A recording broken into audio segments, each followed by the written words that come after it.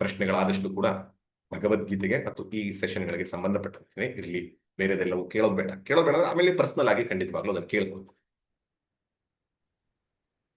ನಮಸ್ಕಾರ ಪ್ರಮೋದ್ ಜಿ, ಗೋಪಾಲ್ ಕೃಷ್ಣ ಮಾತಾಡೋದು. ಹೇಳಿ. ಈಗ ಈ ವಿಷಾದ ಯೋಗ ಆಯ್ತು ಅಂತ ಹೇಳಿದಾಗ ನಾವು ಯೋಗ ಅಂತಂದ್ರೆ ಜನರಲಿ ಒಗ್ಗೂಡ್ಸೋದು, ಸೇರೋದು ಅನ್ನೋ ತರ ಆ ಯುಜ್ ಧಾತುವಿಂದ ಬಂದಿದ್ದು ಅಂತ ಹೇಳ್ತೀವಿ. ಸೊ ಇಲ್ಲಿ ಹಾಗಾದ್ರೆ ಉನ್ನತವಾದ ಮಾರ್ಗ ಆಯ್ತು ಅಂತಾನ, ಹೇಗೆ ಅರ್ಥ ಅದು? ಗೊತ್ತಾಯ್ತು. Yes, very good question. ಇದನ್ನ ಐ ಥಿಂಕ್ ನಾನು ಮೊದಲನೇ ಅಧ್ಯಾಯದಲ್ಲಿ ಒಂದ್ಸರಿ ಹೇಳಿದ್ದೆ, ಬಟ್ ನೋ ಇಶ್ಯೂಸ್, ಹೇಳೋದಕ್ಕೆ. ಯೋಗ ಅನ್ನುವಂಥದ್ದಕ್ಕೆ ಹಲವಾರು ಅರ್ಥಗಳಿದೆ. ಯೋಗ ಅನ್ನುವಂಥ ಅರ್ಥ ಅವರೇ ಒಂದು ಹೇಳಿದ್ರು, ಯುಜ್ ಯೋಗ. ಯುಜ್ ಅನ್ನುವಂಥ ಧಾತು ಯಾವುದು ಎರಡನ್ನ ಸೇರಿಸತ್ತು, ಒಂದನ್ನ ಒಂದಕ್ಕೆ ಕೂಡಿಸುತ್ತೋ. ಈ ಯೋಗದ ದೃಷ್ಟಿಯಲ್ಲಿ ಹೇಳೋದಾದ್ರೆ ಜೀವಾತ್ಮ ಪರಮಾತ್ಮ ಐಕ್ಯವನ್ನ ಅಥವಾ ಒಂದನ್ನು ಕೂಡಿಸುವುದನ್ನ ಯೋಗ ಅಂತ ಹೇಳುವಂಥದ್ದು. ಹಾಗಾದ್ರೆ ಇಲ್ಲೂ ಕೂಡ ಯಾವ್ದಾದ್ರು ದೃಷ್ಟಿಯಿಂದ ಆಗ್ತಾ ಇದೆಯಾ ಅನ್ನುವಂಥದ್ದು ಅಂದಾಗ, ಇಲ್ಲಿ ಜೀವಾತ್ಮ ಪರಮಾತ್ಮ ಐಕ್ಯವಾಗಿಲ್ಲ. ಇಲ್ಲಿ ಏನಾಗಿದೆ, ಯಾವ ಒಬ್ಬ ಸೀಕರ್ ಅಥವಾ ಯಾವ ಒಬ್ಬ ವ್ಯಕ್ತಿ ಕುಸಿದು ಬಿದ್ದಂತಹ ವ್ಯಕ್ತಿ ಪರಮಾತ್ಮನ ಪಾದಕ್ಕೆ ಶರಣಾಗಿದ್ದಾನೆ. ಆಕ್ಚುಲಿ ಹೇಳಕ್ಕೆ ಮೊದಲನೇ ಅಧ್ಯಾಯದಲ್ಲಿ ಅಷ್ಟನೇ ತಗೊಂಡ್ರೆ ಯೋಗ ಆಗಿಲ್ಲ. ಎರಡನೇ ಅಧ್ಯಾಯದ 10 ಶ್ಲೋಕಗಳನ್ನು ತಗೊಂಡಾಗ ಅದು ಯೋಗ. ಇಲ್ಲದೆ ಹೋದ್ರೆ ಇಂಡಿಪೆಂಡೆಂಟ್ ಆಗಿ ತಗೊಂಡೋದು ಯೋಗ ಅಲ್ಲ.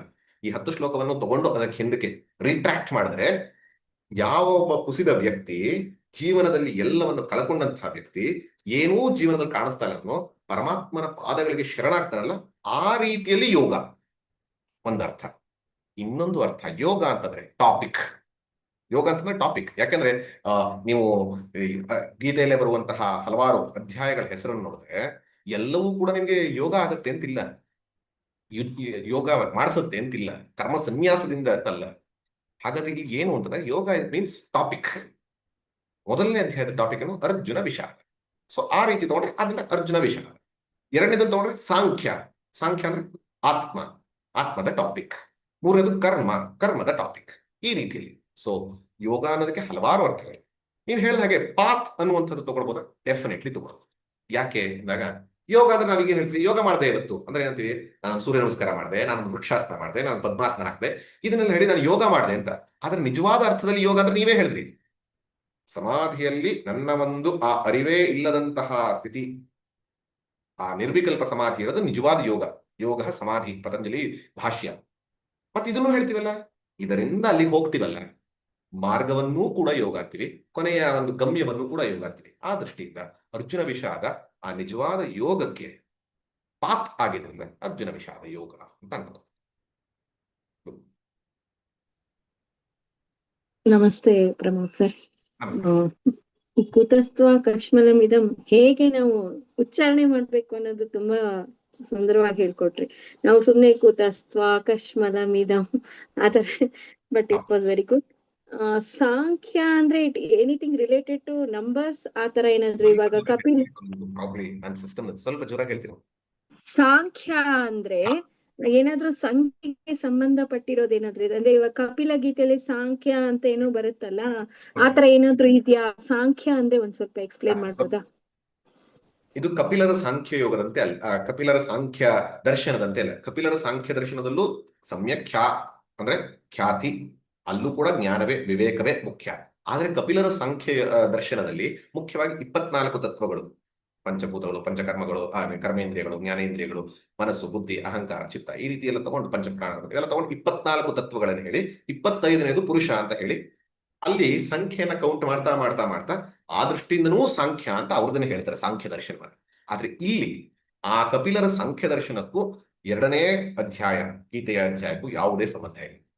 ಯಾಕೆಂದ್ರೆ ಇಲ್ಲಿ ಸಮ್ಯಕ್ ಅಂದ್ರೆ ಕೃಷ್ಣನಿಗೆ ಡಿಫೈನ್ ಮಾಡಿರೋದು, ಏಷಾ ತೇಭಿಹಿತ ಸಾಂಖ್ಯೆ. ಇಲ್ಲಿವರೆಗೂ ನಾನು ಏನ್ ಹೇಳಿದ್ನೋ ಅದನ್ನು ಸಾಂಖ್ಯ ಅಂತ ಕರೀತಾರೆ, ಕೃಷ್ಣ ಡಿಫೈನ್ ಮಾಡಿದ್ದಾನೆ, ನಾನಲ್ಲ. ಅಲ್ಲಿ 23 24 ತತ್ವಗಳನ್ನ ಹೇಳಿರೋದು ಯಾವುದೂ ಇಲ್ಲ. ಏನ್ ಹೇಳಿದಾನೆ? ಆತ್ಮತತ್ವವನ್ನ ತಿಳಿಸಿದ್ರು, ಆತ್ಮನ ನಿಶ್ಚಯ ಜ್ಞಾನವನ್ನ ತಿಳಿಸಿದ್ರು. ಹಾಗಾಗಿ ಆತ್ಮಜ್ಞಾನಕ್ಕಾಗಿ ಆತ್ಮಜ್ಞಾನದ ವಿಚಾರವಿರೋದ್ರಿಂದ ಇದನ್ನ ಸಾಂಖ್ಯ ಯೋಗ ಅಂತ ಕರೆಯುತ್ತೆ.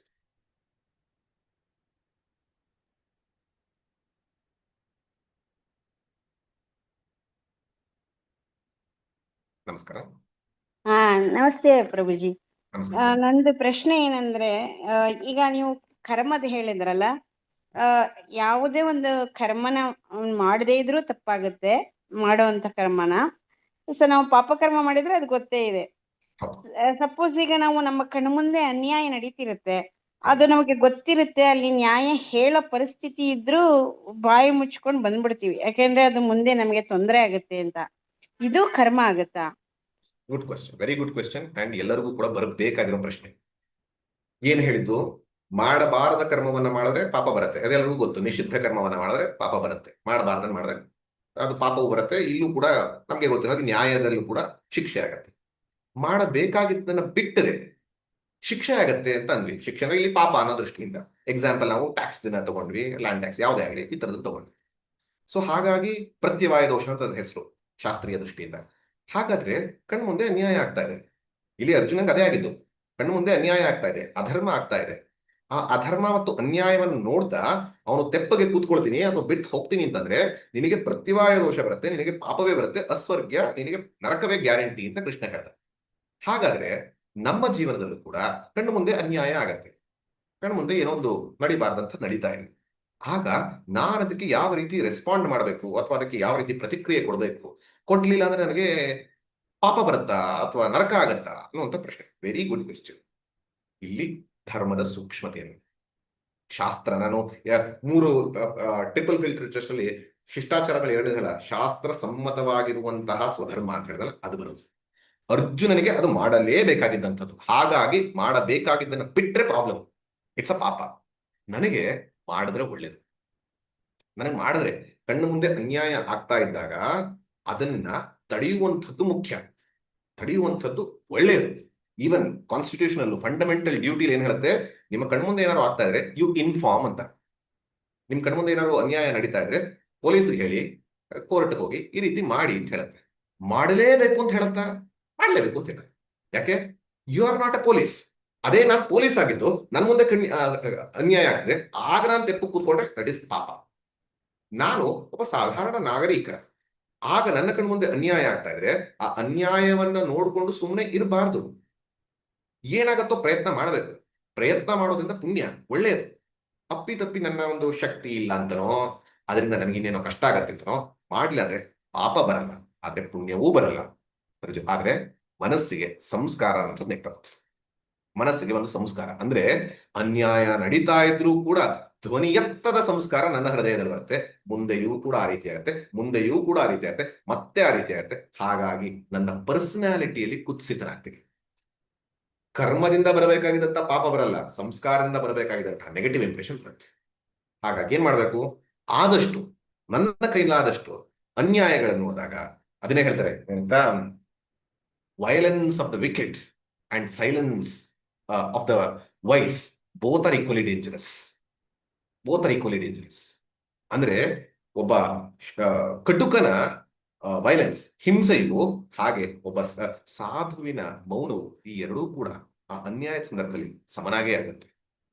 ನಾನು ಆ ದೃಷ್ಟಿಯಿಂದ ಮಾಡೋದಕ್ಕೆ ಹೋಗ್ಬೇಕು. ಎಷ್ಟಾಗತ್ತೋ ಅಷ್ಟು, ಅದು ಯಾವ ರೀತಿ ಆಗುತ್ತದು ಅದು ನನಗೆ ಈಗಂತೂ ಕೇಳೋರೋ ಹಾಗೆ ಅನಾನಿಮಸ್ ಆಗಿ ತಿಳಿಸುವಂಥದ್ದು, ಈ ತರ ಬೇಕಾದಷ್ಟು ಅವಕಾಶಗಳಿದೆ. ತಿಳಿಸುವಂಥದ್ದು ಪ್ರಯತ್ನ ಮಾಡಬೇಕು. ಯಾವುದೋ ಕಾರಣದಿಂದ ಆಗ್ಲಿಲ್ಲ, ಪರಮಾತ್ಮನ ಪ್ರಾರ್ಥನೆ ಮಾಡ್ಕೋಬೇಕು. ಏನು ನನ್ನ ಕೈಲಿ ಮಾಡೋಕ್ಕಾಗಿಲ್ಲ, ನನ್ನ ಕೈನಲ್ಲಿ ಆಗ್ಲಿಲ್ಲ ಅಂತ ಮನೆ ಕುಟುಂಬಕ್ಕೆ ಏನೋ ತೊಂದರೆ ಆಗುತ್ತೆ, ಆದ್ರಿಂದ ಮಾಡಿಲ್ಲ ತಂದೆ, ದಯವಿಟ್ಟು ಕ್ಷಮಿಸು. ಈ ಭಾವನೆಯನ್ನ, ಈ ಸಂಸ್ಕಾರವನ್ನ ನನ್ನ ಹೃದಯದಲ್ಲಿ ಇಡಬೇಡ. ಅನ್ಯಾಯಕ್ಕೆ ಎತ್ತು ಮಾತಾಡುವಂತಹ ಶಕ್ತಿಯನ್ನ ಕರುಣಿಸು. ಹಾಗೆ ಈ ಸಂಸ್ಕಾರದಿಂದ ನನಗೆ ಯಾವುದೇ ತೊಂದರೆ ಆಗದ ಇರಲಿ, ಅಂಡ್ ಆ ಅನ್ಯಾಯ ಆದಂತಹ ವ್ಯಕ್ತಿಗೆ ನ್ಯಾಯ ಸಿಕ್ಲಿ ಅನ್ನುವಂತಹ ಶುದ್ಧ ಮನಸ್ಸಿನ ಪ್ರಾರ್ಥನೆ, ಇದನ್ನಾರು ಮಿನಿಮಮ್ ಮಾಡಬೇಕು. This is the least that every one should. ಇದು ಮಾಡಲಿಲ್ಲ ಖಂಡಿತವಾಗ್ಲೂ ತಪ್ಪಾಗುತ್ತೆ ಅನ್ನೋದು. ಪ್ರದೀಪ್ ಜಿ, ಯಾವ್ದಾದ್ರು ಯೂಟ್ಯೂಬ್ ನಲ್ಲಿ ಪ್ರಶ್ನೆ ಇದೆಯಾ? ಪ್ರದೀಪ್ ಜಿ.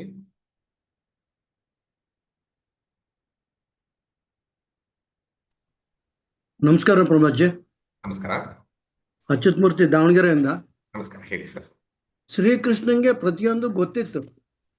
ಮುಂದೆ ಯುದ್ಧ ಆಗುತ್ತೆ ಅಂತ ಗೊತ್ತಿತ್ತು, ಪ್ರತಿಯೊಂದು ಮುಂದೆ ಏನಾಗುತ್ತೆ ಅನ್ನೋದು ಎಲ್ಲವೂ ಗೊತ್ತಿತ್ತು, ತಿಳಿದಿದ್ದ. ಅವನು ಸರ್ವಜ್ಞ. ಆದ್ರೆ ಇವನು ಅರ್ಜುನಂಗೆ ಹಿಂಗೆಲ್ಲ ವಿಷಾದ ಯೋಗ ಬರುತ್ತೆ, ಯುದ್ಧ ರಂಗದಲ್ಲಿ ಕುಸಿದ್ ಬೀಳ್ತಾನೆ ಅನ್ನೋದು ಗೊತ್ತಿದ್ದು ಕೂಡ ಅವನು ಮೊದ್ಲೇ ಯಾಕೆ ಅವನನ್ನು ಟ್ರೈನಿಂಗ್ ಕೊಡ್ಲಿಲ್ಲ? ಭಗವದ್ಗೀತೆ ಹೇಳಕ್ಕೋಸ್ಕರ ಕಾದಿದ್ನ? Good question. ಅಂದ್ರೆ ಹಲವಾರು ಸರಿ ಬರುವಂತಹ ಪ್ರಶ್ನೆ. ಕೃಷ್ಣ ಸರ್ವಜ್ಞನೇ ಆಗಿ, ನಾವೇ ಹೇಳಿದ ಹಾಗೆ ಭೂತ ಭವಿಷ್ಯತ್ ವರ್ತಮಾನಗಳನ್ನೆಲ್ಲ ತಿಳಿದವನ. ಅರ್ಜುನ ಮುಂಚಿನ ಟ್ರೈನಿಂಗ್ ಕೊಡ್ಬೋದಿತ್ತ? ಯಾಕೆ ಕೊಡ್ಲಿಲ್ಲ ಅಂದ್ರೆ ಆಕ್ಚುಲಿ 7ನೇ ಶ್ಲೋಕದಲ್ಲಿ ಬರುತ್ತೆ. ಯಾಕೆ ಕೊಡ್ಲಿಲ್ಲ ಅನ್ನೋದು 7ನೇ ಶ್ಲೋಕದಲ್ಲಿ ಬರುತ್ತೆ. ತಪ್ಪಿ ಇವತ್ತು ನಾನು ಆನ್ಸರ್ ಮಾಡಿಲ್ಲ, ದಯವಿಟ್ಟು ಕೇಳಿ. ಬಟ್ ಇವಾಗ ನಿಮ್ಗೆ ಸುಮ್ಮನೆ ಹೇಳ್ಬೇಕಂದ್ರೆ, ಈ ಉಪದೇಶವನ್ನ ಅಧ್ಯಾತ್ಮದ ಉಪದೇಶವನ್ನ ಕೇಳದೆ ಹೇಳುವಂತಿಲ್ಲ. ಉಪನಿಷತ್ತಿನ ಆತ್ಮವಿದ್ಯೆಯನ್ನ ಯಾರು ಕೇಳಲ್ವೋ ಅವ್ರು ಹೇಳುವಂತಿಲ್ಲ. ಇನ್ಕ್ಲೂಡಿಂಗ್ ಅಪ್ಪ ಮಗನೇ ಅದು ಕೂಡ ಅಪ್ಪ ಮಗನಿಗೆ ಸುಮ್ಮನೆ ಉಪದೇಶ ಮಾಡುವಂತಿಲ್ಲ, ಕೇಳಬೇಕು. ನನಗೆ ಇದರ ಜಿಜ್ಞಾಸೆ ಬೇಕು. ಈ ಆತ್ಮವಿದ್ಯೆ, ಈ ಸ್ಟ್ರಾಟಜಿ, ವಾರ್ ಸ್ಟ್ರಾಟಜಿಯನ್ನ ಇದನ್ನ ಯಾರು ಬೇಕಾದ್ರೂ ಯಾವ ಬೇಕಾದ್ರೂ ಹೇಳ್ಕೊಡ್ಬೋದು. ಅದನ್ನ ಕಲ್ತು ಇದ್ದ ಕೃಷ್ಣ ಹಲವಾರು ಸರಿ ಯುದ್ಧ ತಂತ್ರವನ್ನ ಹೇಳ್ಕೊಡೋದು. ಆದ್ರೆ ಈ ಫಂಡಮೆಂಟಲ್ ಪ್ರಾಬ್ಲಮ್ ಆಫ್ ಲೈಫ್, ನನಗಿದೆ ಅನ್ನುವಂತಹ ಪ್ರಾಬ್ಲಮ್ ತನಗ್ ಗೊತ್ತಾಗ್ಬೇಕು. ನಾವ್ ಇವತ್ತು ಹೇಳಿದ್ವಲ್ಲ 5 ಸ್ಟೆಪ್, ಆ ಪ್ರಾಬ್ಲಮ್ ಗೊತ್ತಾಗಿ ತನ್ನ ಕೈನಲ್ಲಿ ಸಾಲ್ವ್ ಮಾಡ್ಕೊಳಕ್ ಆಗಲ್ಲ ಅಂತ ಹೇಳಿ ಆ ಅಸಹಾಯಕತೆ ಒಂದು, ಆಮೇಲೆ ನನಗೆ ಇದರಿಂದ ಸೊಲ್ಯೂಷನ್ ಬೇಕು, ಅದಕ್ಕಾಗಿ ಒಬ್ಬರ ಹತ್ರ ಹೋಗಬೇಕು, ಆಮೇಲೆ ಸರೆಂಡರ್ ಆಗಬೇಕು. ಇಲ್ಲದೆ ಹೋದ್ರೆ ಹಲವಾರು ಜನ ಇವತ್ತು ಕೂಡ ಉಪನ್ಯಾಸಗಳು ನಡೀತಾ ಇದೆ, ಎಲ್ಲರಿಗೂ ಆತ್ಮವಿದ್ಯೆ ಸಿಗ್ತಾ ಇದೆಯಾ? ಉಪನ್ಯಾಸ ಕಥಾಶ್ರವಣ ತರ ಕಾಲಕ್ಷೇಪ ಆಗತ್ತೆ, ಹೋಗ್ತಾರೆ. ಯಾವಾಗ ಆ ವ್ಯಕ್ತಿಗೆ ಬೇಕು ಆಗತ್ತೋ ಆಗ ಮಾತ್ರ ಅದು ವ್ಯಾಲ್ಯೂ ಇರುತ್ತೆ. ಅದನ್ನ ನಾವು ಐ ಥಿಂಕ್ ನಾಳೆ ಮೋಸ್ಟ್ಲಿ ಇಲ್ಲ, ನಾಡಿದಾಚೆ ನಾಡಿದ್ರಲ್ಲಿ ನಾವು ಅದನ್ನ ಯಾಕೆ ಕೃಷ್ಣ ಇಷ್ಟವರೆಗೂ ಹೇಳಲಿಲ್ಲ ಅಂತ ನಾವು ತಿಳ್ಕೊಳ್ತೀವಿ. ಅಂಡ್ ಕೃಷ್ಣನಿಗೆ ಎಲ್ಲವೂ ಗೊತ್ತಿತ್ತು ಅಂದ್ರೆ, ಹೀಗೀಗ ಆಗತ್ತೆ ಅಂತ ಎಲ್ಲವೂ ಕೂಡ ಮುಂಚೆನೆ ನಿಶ್ಚಿತವಾಗಿದೆ ಅಂದ್ರೆ, ಅದು ಪರಿಪೂರ್ಣವಾಗಿ ಈ ಏನ್ ಹೇಳ್ತೀವಿ ತಪ್ಪು ಅರ್ಥ ಮಾಡ್ಕೊಂಡಾಗತ್ತೆ. ಎಲ್ಲ ಏನೇನಾಗತ್ತೆ ಅಂತ ಗೊತ್ತಾಗುತ್ತೆ, ಫಿಕ್ಸ್ ಆಗಿ ಹೋಗಿದೆ. ಮತ್ ನಾನೇನಾಗಿದ್ದೀನಿ, ಬೊಂಬೆ ತರ ಇದ್ದೀನಿ. ಅಂದ್ರೆ ನನಗೆ ಯಾವ ಪುರುಷಾರ್ಥವೂ ಇಲ್ಲ. ನನಗೆ ಮೋಕ್ಷ ಆಗ್ಬೇಕು ಇಲ್ವೋ ಫಿಕ್ಸ್ ಆಗಿದೆ, ನನಗೆ ಬಂಧ ಇದೆಯಾ ಇಲ್ವೋ ಫಿಕ್ಸ್ ಆಗೋಗಿದೆ. ನನಗೆ ಬಂಧ ಇದ್ರು ಮೋಕ್ಷ ಇದ್ರು ನನ್ನ ಪ್ರಾಬ್ಲಮ್ ಇಲ್ಲ, ಯಾಕಂದ್ರೆ ಬೊಂಬೆ. ಸೊ ಈ ದೃಷ್ಟಿಯಿಂದ ಆ ರೀತಿ ಇಲ್ಲ. ಪರಮಾತ್ಮ ಕೃಷ್ಣನಾಗಿ ಗೊತ್ತಿತ್ತು ಅಲ್ಲ, ಕೃಷ್ಣ ಭಗವಾನ್. ಆ ಒಂದು ಈಶ್ವರ ಶಕ್ತಿಯಲ್ಲಿ ಎಲ್ಲವೂ ಸಾಮಾನ್ಯವಾಗುತ್ತು. ಅರ್ಜುನನಿಗೂ ಅಂದ್ರೆ ದುರ್ಯೋಧನನಿಗೆ ಏನಾಗುತ್ತೆ ಎಲ್ಲ ಗೊತ್ತು, ಅಂದ್ರೆ ಸಾಧಾರಣವಾಗಿ. ಆದ್ರೆ ಆ ಸಂದರ್ಭದಲ್ಲಿ ಸಿಚುವೇಶನ್ ಹೇಗೆ ರಿಯಾಕ್ಟ್ ಮಾಡ್ತಾರೆ, that is with every one. ಅದನ್ನೇನು ಪುರುಷಾರ್ಥ ಅನ್ನೋದು, ಪುರುಷ ಪ್ರಯತ್ನ ಅದು. ಈ ಸಿಚುವೇಶನ್ ಬರುತ್ತೆ ಅಂತ ಗೊತ್ತಾಗುತ್ತೆ, ಆ ಸಿಚುವೇಶನ್ ಹೆಂಗ್ ರಿಯಾಕ್ಟ್ ಮಾಡಬೇಕು, ಹೆಂಗೆ ಆಕ್ಟಿವೇಟ್ ಮಾಡಬೇಕು ಅದನ್ನ ಒಬ್ಬೊಬ್ಬ ವ್ಯಕ್ತಿಯು ತಾನೇ ನಿರ್ಧಾರ ಮಾಡಬೇಕು, ತಾನೇ ನಿಶ್ಚಯ ಮಾಡಬೇಕು. ಇಲ್ಲದೆ ಹೋದ್ರೆ ಎಲ್ಲವೂ ನಿಶ್ಚಿತ ಆಗಿದೆ ಅಂದ್ರೆ ನಮ್ಮ ಜೀವನಕ್ಕೆ ಯಾವುದೇ ಒಂದು ಪರ್ಪಸ್ಸೇ ಇಲ್ಲ, ಪರ್ಪಸ್ಲೆಸ್ ಲೈಫ್. ಸೊ ಹಾಗಾಗಿ ಅದನ್ನ ಅರ್ಥ ಮಾಡ್ಕೋಬೇಕು. ಇದರ ಬಗ್ಗೆ ಸ್ವಲ್ಪ ಕರೆಕ್ಟ್ ಆಗಬೇಕು ಅಂದ್ರೆ ಕರ್ಮ ಸಿದ್ಧಾಂತ ಅಂತ ವೇದಾಂತ ಪ್ರೈಮರ್ ಅನ್ನುವಂತಹ ಇದ್ರಲ್ಲಿ ಮಾತಾಡಿದ್ವಿ. ವಿಧಿವಾದ ಮತ್ತು ಪೌರುಷವಾದ, ಕಂಪ್ಲೀಟ್ಲಿ ವಿಧಿವಾದವೂ ಅಲ್ಲ, ಕಂಪ್ಲೀಟ್ಲಿ ಪೌರುಷವಾದವೂ ಅಲ್ಲ, ಎರಡರ ಮಿಕ್ಸ್ ನ ತಿಳ್ಕೊಂಡಾಗ ನಿಜವಾದ ಒಂದು ವೇದ ವಾಂಗ್ಮಯ ಮತ್ತು ವೇದದ ಜೀವನ ಅರ್ಥ ಆಗೋದು ಅಂತ ತಿಳ್ಕೊಂಡು. ಪ್ರದೀಪ್ ಜಿ, ಅದು ಯೂಟ್ಯೂಬ್ ನಲ್ಲಿ ಪ್ರಶ್ನೆ ಇದೆಯಾ? ಪ್ರಭುಜಿ, ಭಗವಂತನ 6 ಗುಣಗಳನ್ನು ಮತ್ತೆ ಹೇಳುತ್ತೀರಾ ಅಂತ ಒಬ್ರು ಕೇಳಿದ್ದಾರೆ. ಚೈತನ್ಯ ಭಗವಂತನ 6 ಗುಣಗಳನ್ನ ಮತ್ತೆ ಹೇಳುತ್ತೀರಾ ಅಂತ ಕೇಳ್ತಾ ಇದ್ದಾರೆ. ಹಾಗೆ ಮೋಸ್ಟ್ಲಿ ರೆಫರೆನ್ಸ್ ಅಲ್ಲಿ ಸಿಗುತ್ತೆ. ಐಶ್ವರ್ಯಸ್ಯ ಅಂದ್ರೆ ಐಶ್ವರ್ಯ, ಈಶ್ವರತ್ವ ಭಾವ, ದಟ್ ಇಸ್ ವಾಟ್ ಇಸ್ ಐಶ್ವರ್ಯ. ಐಶ್ವರ್ಯಸ್ಯ ಸಮಗ್ರಸ್ಯ, ಧರ್ಮಸ್ಯ ಧರ್ಮ, ಯಶಸ್ಸು, ಶ್ರೀ, ಜ್ಞಾನ, ವೈರಾಗ್ಯ. ಇದಕ್ಕೊಬ್ಬೊಬ್ರು ವೀರ್ಯನೂ ಸೇರಿಸ್ಕೋತಾರೆ, ಇನ್ನೊಬ್ಬೊಬ್ರು ಸೌಂದರ್ಯವನ್ನು ಸೇರಿಸ್ತಾರೆ. ಈ ತರ ಎಕ್ಸ್ಟ್ರಾ ಸೇರಿಸ್ತಾ ಹೋಗೋದು, ಯಾಕಂದ್ರೆ ಅನಂತ ಕಲ್ಯಾಣ ಗುಣಗಣ ಸಾಗರ. ಬಟ್ ಈ ಶ್ಲೋಕದಲ್ಲಿ ಬಂದಂತಹ 6 ಇದು.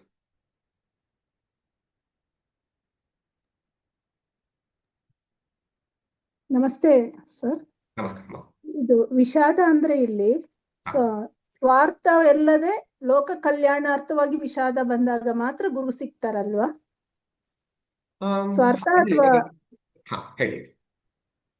ಅದೇ ಸ್ವಾರ್ಥ ಅಥವಾ ಹೇಡಿತನ ಅಲ್ಲದೆ ಅದು ಲೋಕ ಕಲ್ಯಾಣ ಅರ್ಥವಾಗ್ಬೇಕು ಅಂತ ಕೃಷ್ಣ ಗುರುವಾಗಿ ಬಂದು ಹೇಳಿದ್ದ ಅಂತ. ಸ್ವಾರ್ಥರಹಿತವಾದಂತಹ ವಿಷಾದ ಬಂದ್ರೆ ನಮಗೆ ಗುರು ಸಿಗೋದು ಅಥವಾ ಈ ಒಂದು ಜ್ಞಾನ ಬರುತ್ತಾ ಅನ್ನುವಂಥದ್ದು. ಹೇಳ್ಬೇಕಂದ್ರೆ ನಿಜವಾದ ಸ್ವಾರ್ಥರಹಿತವಾಗಿ ಯಾರಾಗ್ತಾರೆ ಅಂದ್ರೆ ಜ್ಞಾನ ಪಡೆದವ್ ಮಾತ್ರ ಆಗ್ತಾರೆ. ನಿಜವಾದ ನಿಸ್ವಾರ್ಥಿ ಯಾರು ಇರಕ್ಕೆ ಸಾಧ್ಯವೇ ಇಲ್ಲ. ಆತ್ಮಜ್ಞಾನಿಯನ್ನ ಬಿಟ್ಟು, ಬ್ರಹ್ಮಜ್ಞಾನಿಯನ್ನ ಬಿಟ್ಟು, ಆ ಪರಮ ಸಂತನನ್ನ ಬಿಟ್ಟು, ಪರಮಹಂಸ ಅಂತ ಪರಮ ಸಂತ ಯಾರನ್ನು ಕರಿತೋ ಅಂಥವರನ್ನ ಬಿಟ್ಟು ಯಾರು ನಿಸ್ವಾರ್ಥಿಗಳಲ್ಲ. ತೋರಿಸಬಹುದು ಇಲ್ಲಿ ಕಡಿಮೆ ಸ್ವಾರ್ಥ ಇರಬಹುದು, ಬಟ್ ನಿಸ್ವಾರ್ಥಿ ಆಗೋದಕ್ಕೆ ಸಾಧ್ಯವೇ ಇಲ್ಲ. ಹಾಗಾಗಿ ವಿಷಾದ ಅನ್ನುವಂಥದ್ದು ಯಾರಿಗಾಗತ್ತೆ ಅಂದ್ರೆ ಆ ಪರಮಹಂಸನಿಗೋ ಜ್ಞಾನಿಗೋ ಆಗೋದಕ್ಕೆ ಸಾಧ್ಯವೇ ಇಲ್ಲ, ಯಾಕಂದ್ರೆ ಎಲ್ಲವನ್ನ ದಾಟಿರುವಂಥವ್ನು. ಸಾಧಾರಣವಾಗಿ ವಿಷಾದ ಅನ್ನುವಂಥದ್ದು ತಮ್ಮ ಕುಟುಂಬದವರು ತನಗೆ, ಅಲ್ಲಿಂದ ಬಿಟ್ರೆ ತನ್ನ ತಾಯಿ, ತನ್ನ ಹೆಂಡತಿ, ತನ್ನ ಮಕ್ಕಳು, ತನ್ನ ಕುಟುಂಬ, ತನ್ನ ಪರಿವಾರ, ತನ್ನ ಸ್ನೇಹಿತರು, ತನ್ನ ಊರು, ತನ್ನ ದೇಶ, ತನ್ನ ಜಗತ್ತು, ನಾನು ಅನ್ನೋದು ಎಲ್ಲಿವರೆಗೂ ನಿಂತಿದೆಯೋ ನನ್ನದು ಎಲ್ಲವೂ ಕೂಡ ನನ್ನದಕ್ಕೆ ಹಾಕಿದಕ್ಕೆ ಆಗುವಂಥದ್ದು. ಹಾಗಾಗಿ ಆ ದೃಷ್ಟಿಯಿಂದ ಯಾರಿಗೆ ಬರುತ್ತೋ ಅವರಿಗೆ ಈ ವಿಷಾದ ಅನ್ನುವಂಥದ್ದು ಯೋಗ ಆಗತ್ತೆ. ಆದ್ರೆ ಏನ್ ಮಾಡ್ಬೇಕು? ಆ ವಿಷಾದ ಅನ್ನೋಂಥದ್ದು ಆದಾಗ ಆ ಪ್ರಾಬ್ಲಮ್ ನ ತಿಳ್ಕೊಂಡು, ಇಂಟೆನ್ಸಿಟಿ ತಿಳ್ಕೊಂಡು, ಹೆಲ್ಪ್ಲೆಸ್ನೆಸ್ ನ ತಿಳ್ಕೊಂಡು ಗುರುವನ್ನ ಬಳಿ ಸಾರಿ ಅಲ್ಲಿ ಉಪದೇಶವನ್ನ ಪಡೆಯುತ್ತೆ. ಫಂಡಮೆಂಟಲ್ ಪ್ರಾಬ್ಲಮ್ ನ ಕೇಳಬೇಕು. ನಾನು ಹೋಗ್ಬಿಟ್ಟು ಈ ಪ್ರಾಬ್ಲಮ್ ಇಂದ ಹೆಂಗ್ ಸಾಲ್ವ್ ಆಗಿ ಆ ಪ್ರಾಬ್ಲಮ್ಗೆ ಏನು ಸೊಲ್ಯೂಷನ್ ಕೊಡ್ಬೇಕು ಕಳಿಸ್ತಾರೆ. ಅದು ನನ್ನ ಜೀವನದ ಎಕ್ಸಿಸ್ಟೆನ್ಷಿಯಲ್ ಪ್ರಾಬ್ಲಮ್. ಮುಂದೆ ನೋಡ್ತೀವಿ ಅದನ್ನ. ನನ್ನ ಜೀವನದ ಇದಿಲ್ಲದೆ ಹೋದ್ರೆ ಆಗೋದೇ ಇಲ್ಲ ಅಂತ ಆಗಬೇಕು. ಆಗ ಗೀತೆ ವರ್ಕ್ ಆಗತ್ತೆ. ಇಲ್ಲ ಗೀತೆ ಕೇಳಿಸ್ಕೊತೀವಿ, ಗೀತೆ ಅರ್ಥನೂ ಆಗತ್ತೆ, ಗೀತೆ ಬಗ್ಗೆ ನಾವು ಮಾತಾಡ್ತೀವಿ. ಯಾವಾಗ ಅದು ನನ್ನ ಜೀವನಕ್ಕೆ ಅತಿ ಮುಖ್ಯವಾದಂತಹ ಪ್ರಶ್ನೆಯಾಗಿ ಇದರಿಂದ ಹೊರಬರಬೇಕು ಅಂತ ಅನ್ಸುತ್ತೋ ಆಗ ಜ್ಞಾನ ಬೆಳಕು ತೋರಿಸುತ್ತೆ, ಇಲ್ಲ ಕೇಳಿಸ್ಕೊತೀವಿ. ಹಾಗಾಗಿ ಸ್ವಾರ್ಥರಹಿತವಾಗಿದ್ದಲ್ಲ, ಸ್ವಾರ್ಥವಾಗಿದ್ರೂ ಪರವಾಗಿಲ್ಲ. ಪುರಂದರದಾಸರಿಗಿರ್ಬೋದು, ಎಲ್ಲರಿಗೂ ಸ್ವಾರ್ಥದಿಂದಲೇ ಇದ್ದಂತಹದ್ದು. ಆ ಸ್ವಾರ್ಥದಿಂದಲೇ ನಿಸ್ವಾರ್ಥತೆಗೆ ಹೋಗೋದಕ್ಕೆ ದಟ್ ಇಸ್ ದ ರೂಟ್. ಅದಷ್ಟೇ ಮಾಡ್ಕೊಳ್ಬೇಕು. ಚೈತನ್ಯ ಅವ್ರು ಕೇಳ್ತಿದ್ದಾರೆ, can Bhishma be taken as an example for silence of wise ಅಂತ? Yes, definitely. ಭೀಷ್ಮರು, ದ್ರೋಣರು ಎಲ್ಲರೂ ಕೂಡ ಸೈಲೆನ್ಸ್ ಆಫ್ ವೈಸ್ ಅನ್ನೋದಕ್ಕೆ ಭೀಷ್ಮರನ್ನ ಎಕ್ಸಾಂಪಲ್ ತಗೋಬಹುದು. ಅಂದ್ರೆ ಹೌದು, ಆಕ್ಚುಲಿ ಮೂಲ ಮಹಾಭಾರತ ನೋಡಿದ್ರೆ ಸೈಲೆನ್ಸ್ ಆಫ್ ವೈಸ್ ಅಂತನೂ ಅಲ್ಲ. ಅದೆಲ್ಲ ಹೇಳೋದು ಹಲವಾರು ಜನರಿಗೆ ನೋವಾಗತ್ತೆ. ಮಹಾಭಾರತದಲ್ಲಿ, ಮೂಲ ಮಹಾಭಾರತದಲ್ಲಿ ಬರೋದೇನಂದ್ರೆ ಭೀಷ್ಮರು ಅದು ಸರಿ ಅಂತ ಕೂಡ ಒಂದ್ಸರಿ ಅನುಮೋದನೆ ಮಾಡ್ತಾರೆ. ಸೈಲೆನ್ಸ್ ಮಾತ್ರ ಇರೋದಿಲ್ಲ, ಅನುಮೋದನೆ ಕೂಡ ಮಾಡ್ಬಿಡ್ತಾರೆ. ಸರಿ ಕೂಡ ಹೀಗೂ ಆಗಿದೆ ಅಂತ ಎಕ್ಸಾಂಪಲ್ ಹಿಂದಿನ ಕೊಟ್ಟು, ಹೀಗೆ ಹೆಂಡತಿಯನ್ನ ಕಳ್ಕೊಂಡಂತಹ ಹಿಂದಿನ ಉದಾಹರಣೆ ನಳದ ಮಯಂತ್ರಿಯಲ್ಲಿದೆ, ಈ ರೀತಿ ನಡೆದಿದೆ ಅಂತ ಹೇಳಿ ಒಂದು ಎಕ್ಸಾಂಪಲ್ ಕೂಡ ಕೊಟ್ಬಿಡ್ತಾರೆ. ಅಂದ್ರೆ ತಪ್ಪಿಗೆ ಅನುಮೋದನೆ ಕೊಟ್ಟು ಸರ್ಟಿಫೈ ಮಾಡಿದ ಹಾಗೆ.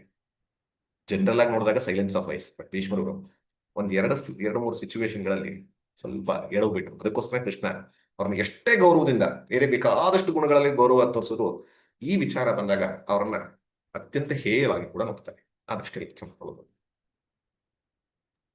ಕಮ್ಮಿ ಆಗಿದೆ ಪ್ರಮೋದ್ಜಿ, ಕಮ್ಮಿ ಆಗಿದೆ. ಸೊ ಇವತ್ತು ಮೊದಲ 2 ಶ್ಲೋಕಗಳು ಭಗವದ್ಗೀತೆದು, ಅದರಲ್ಲೂ 2ನೇ ಶ್ಲೋಕ ಭಗವಂತನ ಗೀತೆ. ಗೀತೆ ಅಂದ್ರೆ ಹಾಡಿನ ತರ ಅಲ್ಲ, ಚಾಟಿಗೆ ಏಟು ಶಾಕ್ ಟ್ರೀಟ್ಮೆಂಟ್ ಕೊಡುವಂತಹ ದೃಷ್ಟಿಯಿಂದ ನೋಡಿದ್ದೀವಿ. ಈ 2 ಶ್ಲೋಕಗಳು ಅತಿ ಮುಖ್ಯವಾದಂಥದ್ದು, ನಾಳೆದು ಕೂಡ. ಹಾಗಾಗಿ ಮತ್ತೆ ಮತ್ತೆ ಪುನಶ್ರವಣ ಮಾಡಿ ಬಂದಂತಹದ್ದನ್ನ ಅರ್ಜುನನಿಗಾಯ್ತು ಅನ್ನೋದನ್ನಷ್ಟೇ ನೋಡ್ಬೇಡಿ. ಯಾಕಂದ್ರೆ ಅರ್ಜುನಿಗಾಯ್ತು, ಅವನು ಬಂದು ಆಯ್ತು, ಅವನು ಹೋಗು ಆಯ್ತು. ನಮ್ಮ ಜೀವನಕ್ಕೆ ಹೊಂದಿಸ್ಕೊಳ್ಳುವಂಥದ್ದು. This is the importance of this Gita. ಗೀತಾಧ್ಯಯನ ಕಥಾಶ್ರವಣಕ್ಕೋ, ಕಾಲಕ್ಷೇಪಕ್ಕೋ ಅಥವಾ ವಿದ್ವತ್ತನ್ನ ಪಡೆಯೋದಕ್ಕಲ್ಲ. ನಿಜವಾಗಿ ನನ್ನ ಹೃದಯದಲ್ಲಿರುವಂತಹ ಆ ಸಂಸಾರ, ರಾಗ, ಶೋಕ, ಮೋಹಗಳನ್ನ ನಿವಾರಣೆ ಮಾಡ್ಕೊಳ್ಳೋದಕ್ಕೆ. ಹಾಗಾಗಿ ಆ ಫಂಡಮೆಂಟಲ್ ಪ್ರಾಬ್ಲಮ್ ಆಫ್ ಲೈಫ್ ನನ್ನಲ್ಲಿ ಹೇಗಿದೆ, ನನ್ನಲ್ಲಿ ಹೇಗೆ ವ್ಯಕ್ತ ಆಗ್ತಾ ಇದೆ, ಅದರಿಂದ ಹೇಗೆ ಬರಬೇಕು ಅನ್ನೋದಕ್ಕೆ ಪ್ರತಿಯೊಂದನ್ನು ಕೂಡ ನನ್ನ ಕೇಳದೆ 1-2 ಸರಿ ಶ್ರವಣ ಮಾಡಿ ಮತ್ತೆ ನಾಳೆ ಬರೋಣ. ಧನ್ಯವಾದಗಳು.